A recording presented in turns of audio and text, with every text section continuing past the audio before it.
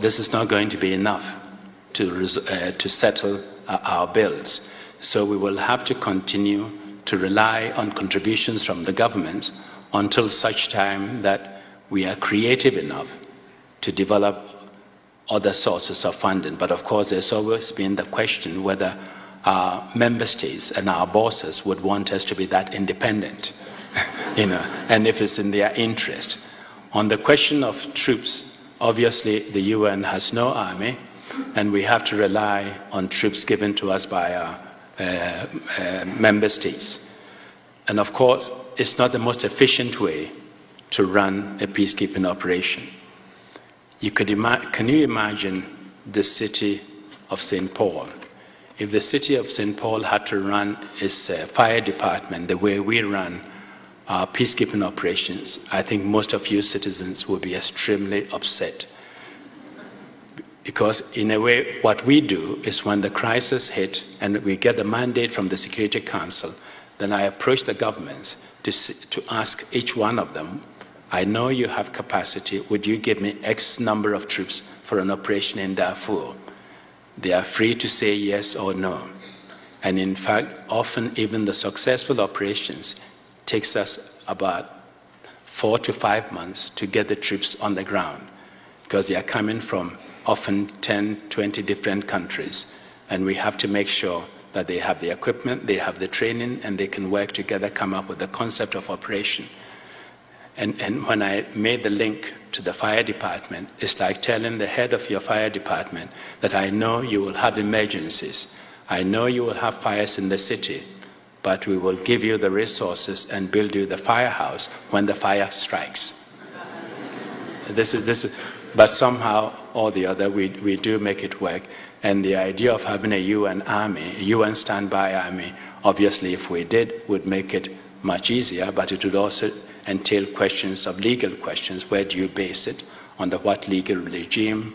How do you pay for it? Will the member states pay for it? And what size army?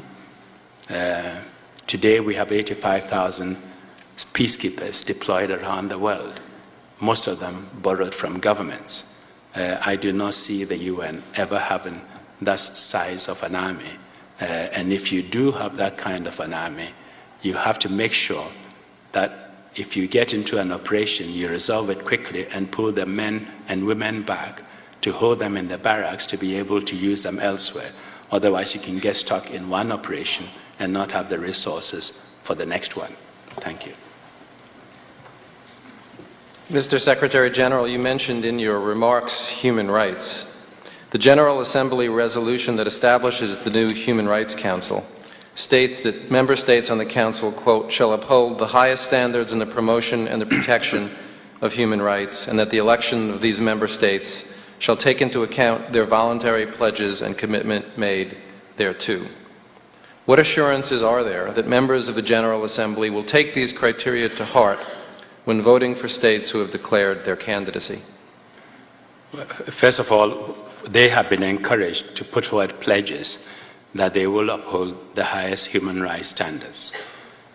Unlike previous years, each candidate must obtain absolute majority of member states, that is 96 votes. And so we will vote on candidates individually rather than approving a slate.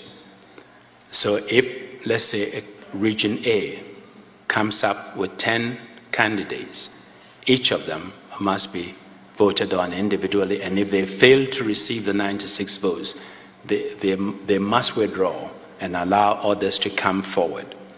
We have also indicated that with the new council, the first to have their records reviewed will be members of the council.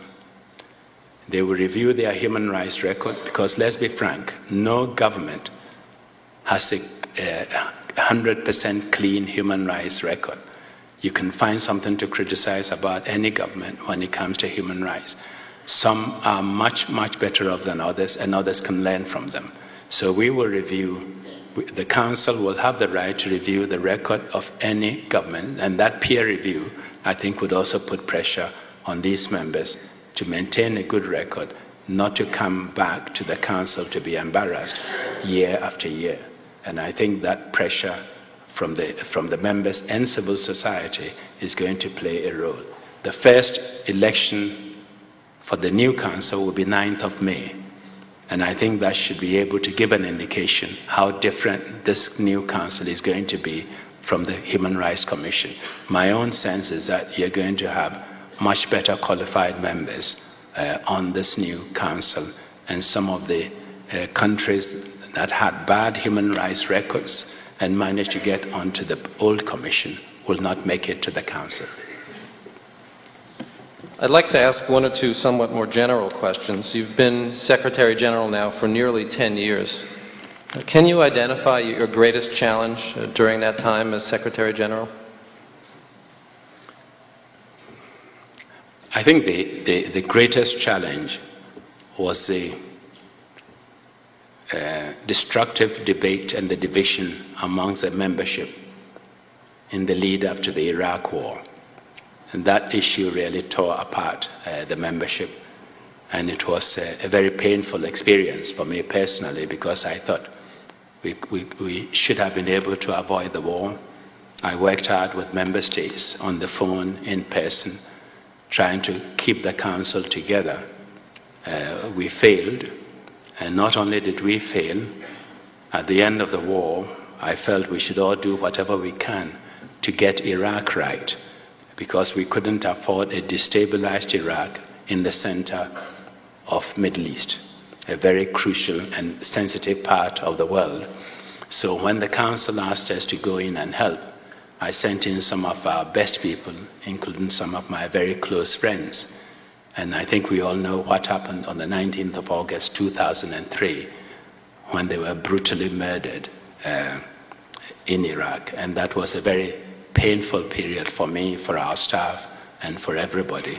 These divisions are healing, but they have not healed. They are not completely healed, but we need to work harder. We are still trying to get Iraq right. It's going to take time. That period was a very, very painful one and a very disappointing one. Given disappointments of that kind, and given the fact that during your time as Secretary General you have undoubtedly seen much that could lead to a pessimistic view of the world, what is it that sustains your hope in a better future for the international community? There have been lots of difficult situations and painful experiences, but there have also been some positive and exciting developments.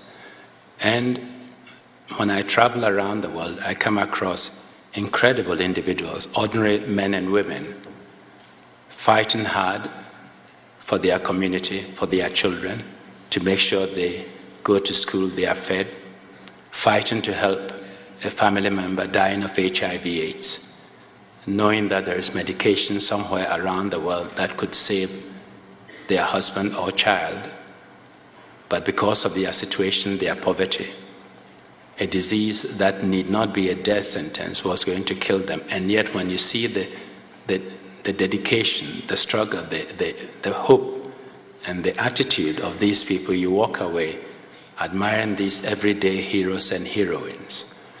When you get the member states to accept the responsibility to protect, after Rwanda, after Srebrenica, that we all have an individual and collective responsibility to step in. When we see ethnic cleansing and genocide, it gives you hope. When you get the member states to accept the Millennium Development Goals, that poverty is our concern, infectious diseases is our concern, environmental degradation is ours, and as international community and as community of nations, we must all work together to do something about this, that we must fulfill the Millennium Development Goals. It gives you hope, and you keep going. So after all these difficult years, and I must admit, the 10 years have been a perpetual challenge, I never lost my sense of optimism and hope, and you should never lose yours. If I can't lose mine, particularly my young friends, you should.